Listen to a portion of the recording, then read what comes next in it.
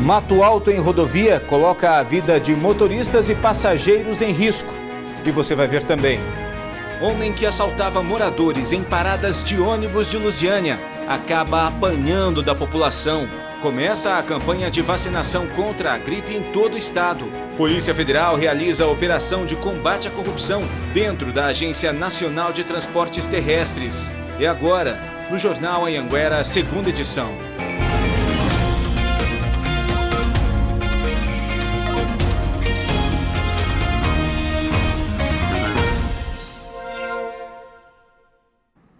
Olá, boa noite. A sinalização de uma rodovia é essencial para a segurança dos motoristas, não é verdade? Pois é. Agora você vai ver a situação que está a GO 010. Lá, o mato alto tem dificultado muito a vida dos motoristas e virou motivo de reclamação. Atenção redobrada. É que com tanto mato alto na via, mal dá para ler o que a placa diz. É complicado, porque às vezes a gente nem vê o carro que tá vindo, né?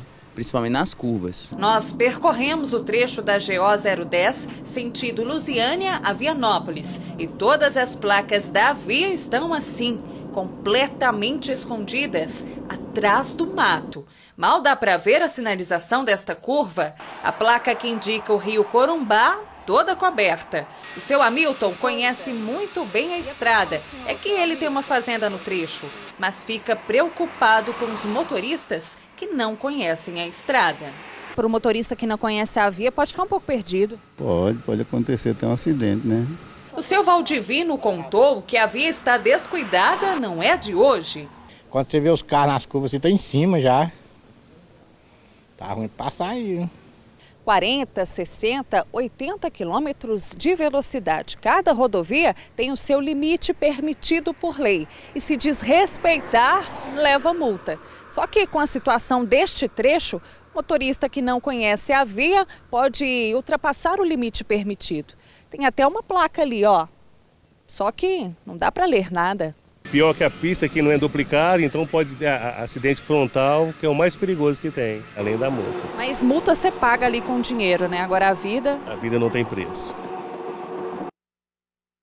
A Agência Goiana de Infraestrutura e Transportes, Goinfra, disse em nota que a empresa de manutenção já executou reparos no trecho de Goiânia a Bonfinópolis e que o trabalho deve seguir até Lusiânia.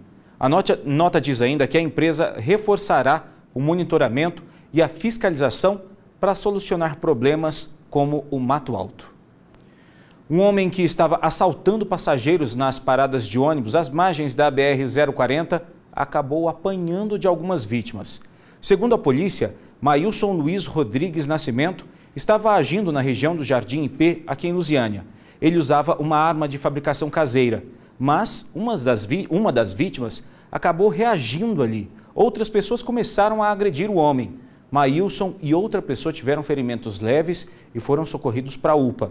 Depois, Maílson foi levado para a delegacia e a polícia sempre recomenda que as pessoas nunca devem reagir a assaltos. A polícia prendeu um homem acusado de pedofilia em Brasília. Ele foi denunciado pela mãe de uma vítima. E detalhe, ele já era suspeito de violentar até a sobrinha. Ele chegou até a menina através de uma rede social. A mãe diz que, no começo, a menina não desconfiou que estava sendo assediada. Mas ele foi encantando ela, falando que ele fez faculdade de engenharia florestal e o sonho dela é ser bióloga. Não demorou muito até ele conseguir convencer a estudante a passar o número de telefone dela. E as conversas passaram a ser por aplicativo de mensagens. A mulher disse que a filha não contou sobre o que estava acontecendo e que só descobriu que a menina vinha sendo assediada essa semana, ao analisar o conteúdo do telefone da filha. Aí eu fui, olhei no WhatsApp dela e vi que tinha um número bloqueado. E desbloqueei e vi várias conversas dele tentando marcar encontro para ela. A mãe decidiu avisar a polícia, que descobriu uma extensa ficha criminal. O homem que tentava marcar o encontro com a menina já tinha estuprado 7 crianças e adolescentes, entre elas 2 sobrinhas, de 7 e 8 anos de idade. O marceneiro Luiz Carlos do Nascimento, de 45 anos, foi preso em flagrante ontem à tarde ao chegar para o que ele acreditava ser um encontro com a menina de 13 anos. A mãe da garota ajudou na operação, se passando pela filha na troca de mensagens. Ele é tão dissimulado que, como ele trabalha com móveis planejados, ele falou que poderia até ir à minha residência fazer móveis planejados para ela. Luiz Carlos vai responder por tentativa de estupro de vulnerável. A polícia também pediu a prisão preventiva dele, pelo estupro da sobrinha. Essa semana, a jovem, hoje com 15 anos, tomou coragem e prestou queixa contra o tio. E ameaçava, dizendo que se ela saísse dali e contasse para alguém, mataria a mãe, o pai e todos os familiares. Um marceneiro que mora em Planaltina chegou a ser indiciado em 2007 pelo estupro de 5 adolescentes, de 13 a 16 anos. Mas a polícia não soube dizer por que ele não foi preso naquela época. E um grupo suspeito de furtar pelo menos 4 carros em Goiânia foi preso. Um dos envolvidos é uma advogada. A polícia divulgou hoje um vídeo desse caso.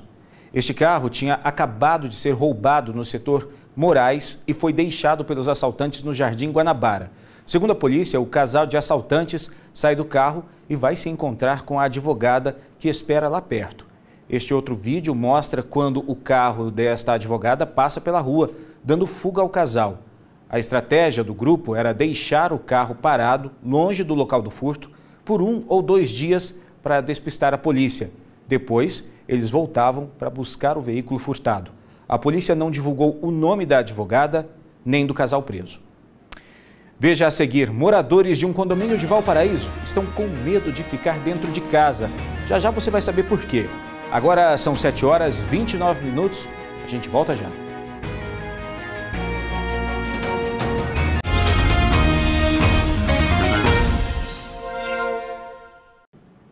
Estamos de volta com o J2 e olha só essa história. Em Valparaíso, moradores de 6 casas de um condomínio estão assustados.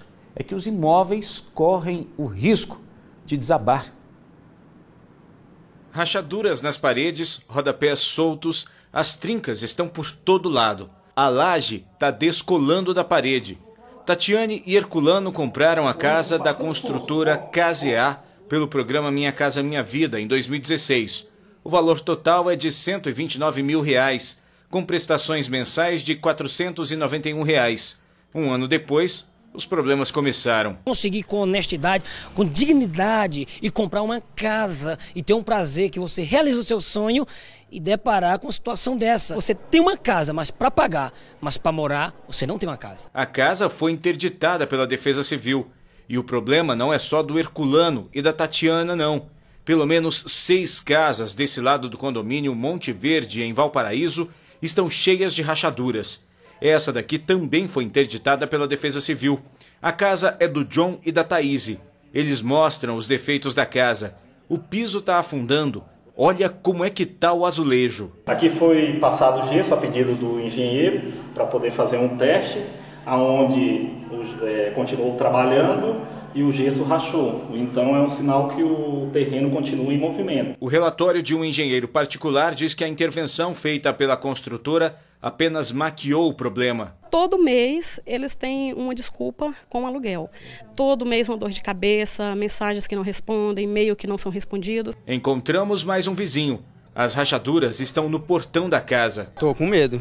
Todo mundo tem medo, né? Quando vê a casa da gente chegar a esse ponto aqui. Os bombeiros, a Defesa Civil e a Prefeitura já sabem da situação do condomínio. O solo faz com que a casa incline e, por consequência, vá afastando em cima das outras também. O projeto do condomínio foi aprovado pela Prefeitura. Mas fica uma pergunta. A Prefeitura não poderia ter analisado melhor o projeto? As casas foram aprovadas na gestão anterior ou até antes delas, eu não sei exatamente quando foram, tá? E não cabe à infraestrutura, existe uma divisão de obras que faz essas aprovações. Não vejo nenhum problema estrutural da casa, é um problema de recálculo de terreno. A construtora KZA disse que vai reformar as casas onde os moradores autorizaram as obras. Espera só o período da chuva passar. A construtora disse ainda que até o dia 10 de maio vai apresentar um plano de recuperação para os moradores e alega que problemas administrativos atrasaram o pagamento dos aluguéis. Agora, para compensar, 2 meses foram pagos com antecedência. Já a Caixa informou que vai fazer uma vistoria nessas casas. A Polícia Federal fez uma operação hoje de manhã para acabar com um esquema de corrupção na ANTT.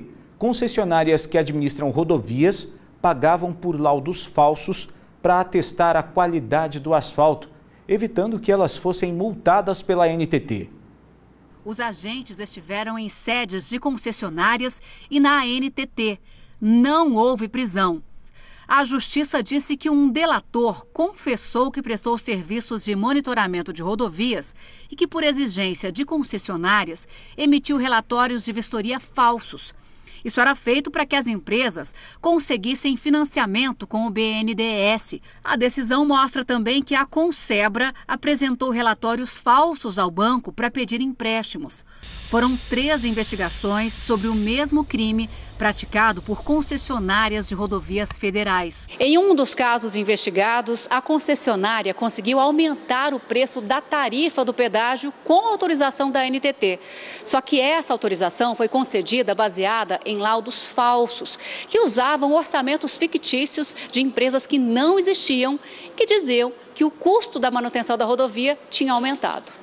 Um relatório do Tribunal de Contas da União concluiu que a agência não fiscaliza as rodovias com o rigor necessário e ainda autoriza aumento de pedágio, possibilitando o enriquecimento das concessionárias.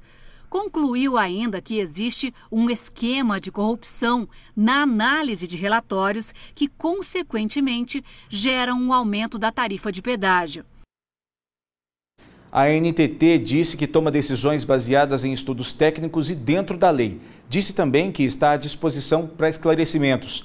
A Triunfo Consebra, que administra as BRs 153 e 060 em Goiás, diz que não teve acesso às investigações, mas está à disposição da Justiça para esclarecimentos. A Polícia Federal preferiu não falar porque as investigações continuam.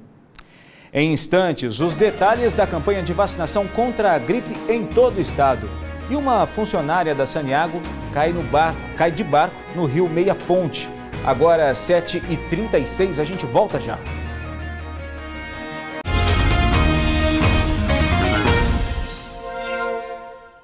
Um homem foi executado a tiros dentro de um carro enquanto estava parado no trânsito. O caso aconteceu em Ceilândia. Uma câmera de segurança flagrou a execução.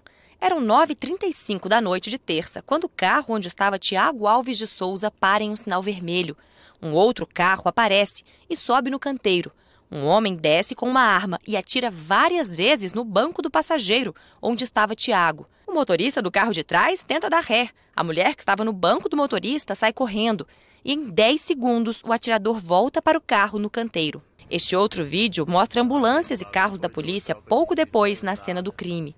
Foi na QNM 9 de Ceilândia Sul, uma região de oficinas que já estavam fechadas na hora em que tudo aconteceu. Tiago foi socorrido pelos bombeiros e levado para o hospital, mas morreu menos de meia hora depois. Segundo a equipe que o atendeu, foram pelo menos 10 tiros. Ele já tinha passagens por diferentes crimes. Há 8 meses deixou a prisão, onde cumpria pena por tentativa de homicídio. E a família contou à polícia que ele havia sido ameaçado de morte algumas vezes. Como ele era um indivíduo muito perigoso, já procurado, tinha vários inimigos, a gente acredita que tenha sido um acerto de contas, que a investigação vai poder esclarecer melhor. E o último crime de Tiago foi cometido pouco antes dele morrer.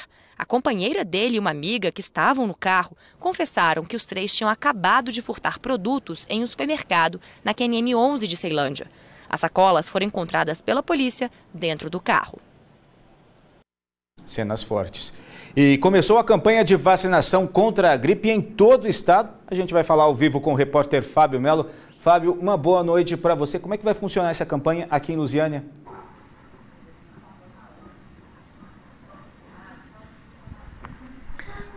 É isso mesmo, boa noite, Giliardi, boa noite a todos que nos acompanham aqui no J2. Essa campanha começou ontem, na quarta-feira, e nesse primeiro momento o foco é vacinar as mulheres gestantes, aquelas que tiveram filhos há poucos dias e também as crianças menores de 5 anos. Aqui em Lusiânia serão 26 pontos, 26 lugares que vão fornecer essa vacina. São as unidades básicas de saúde, as unidades básicas de atendimento à família e também o locais.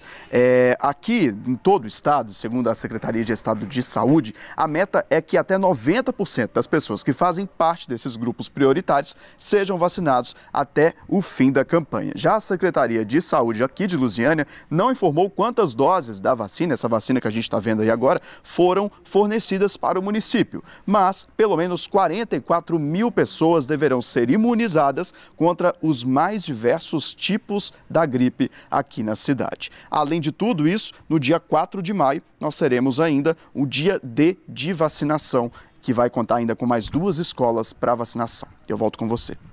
Tá certo, Fábio. Obrigado pelas suas informações. Boa noite para você. E o J2 de hoje fica por aqui. Uma boa noite. A gente volta a se ver amanhã. Tchau.